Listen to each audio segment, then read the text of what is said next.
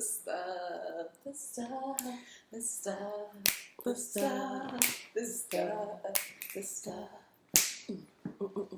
The stuff, the stuff, the stuff, the stuff, the stuff.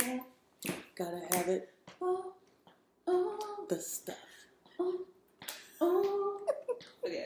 I ended up not going to any of the marches. I followed a little bit on Twitter, and I read up on some of the articles before, during, and after. And I felt like I just didn't want to. I didn't want to go. I didn't want to. Not that I didn't agree with what they were doing, or I didn't appreciate what they were doing, but I couldn't get the energy together to go. And I feel like there have been times in the past when I did go to a protest, and I was glad that I went, and there'd be other times where a protest would come up and I'd want to go, but then I felt like I don't know if I have the emotional capacity to be there. And for this particular instance, there's just so much about the 45th and what's going on that I want to distance myself from everything that's happening. And like when I went to London, I was in London for a week and a half, and I met my friend in Boston because I flew in and out of Boston.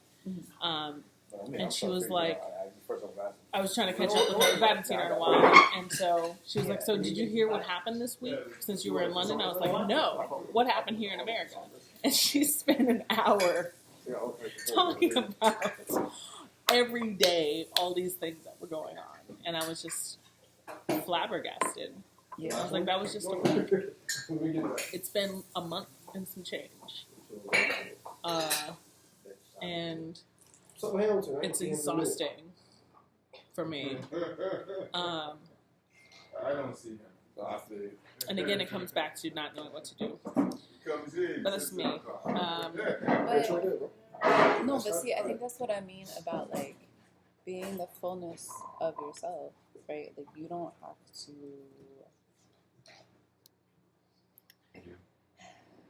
There are moments in which we do things that maybe are not our preferred thing to do, but we do them because we love the people around us. Sure. But there's also like you have to be who you are. You know what I mean? Like, and so if on that day you don't have the emotional currency, you are not obligated. You know what I mean? Like, yeah, it doesn't. You have to know the difference between I don't feel like it right now, but I'm going to because I'm able to and it's important to me, versus this is not a good choice for me on a spiritual, emotional, mental, or physical level. You know? And like, you have to honor that, and nobody else can tell you whether or not. You know what I mean? Like, true. Yeah. Because, yeah. Yeah, I think back to, what was it, November of 2014, around the time the Eric Garner case was being tried, the cop was being tried, and I had two different professors who I dealt with around that time when I was protesting or not protesting, but still dealing with things, and one of the protests I went to was over at Columbia, and it was for Black Minds Matter, and I remember marching around the campus, and then I missed a portion of the class that I had that day, and I decided to go to class for the last few minutes of it, and I came in, and it was clear that I had been one of the people who had been marching around, and the professor who's in the sociology department, I forget his name, but he's the guy who did his sociology PhD on a gang in Chicago, and he like followed the gang around, and they let him in on their business, and they published a book about it. His name starts with an S, and I always forget what it is. But he was like, he gave me this look of solidarity, and he was like, right on. Yeah. I was like, okay. And then the other professor, there was a paper due on a day that there was this big protest happening. And I remember there was the deadline for the paper, and then that was the time that people were leaving for the protest. And I didn't feel like talking about whatever this paper was about, because I was like, people are dying in the streets, and I'm like writing about whatever. And so I finished the paper, but I didn't go to class. And I just turned the paper in and was like, I can't deal with people. And I ended up not going to the protest either.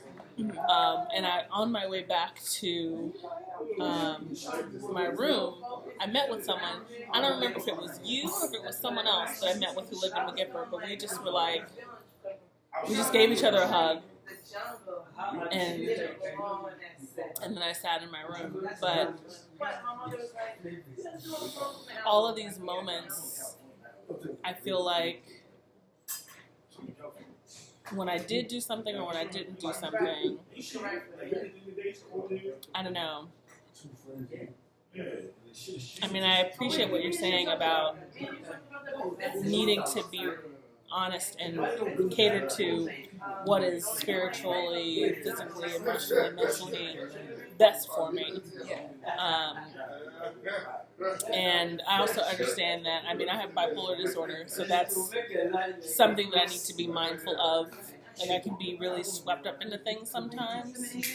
So I try and be careful about that as well. Yeah, and I think that's an important component. I think that we should. I think it's helpful sometimes to talk about the discipline aspect of marching, and to acknowledge that like when you look at the civil rights movement, like there was actual training involved. Yes. Because it was understood that you were going to be physically attacked at some point. Right. So it took a level of personal discipline training, right? Like mental, emotional, physical, spiritual training to be in a place of somebody could call you certain names, spit in your face, attack you, and you would be able to stand your ground. And some of us, I think, and that's a choice, right? Like that's a choice to march in that way. Yeah. But if we aspire to that, then we also have to aspire to the discipline that goes with that. And be honest about when we are and are not in that place. So I know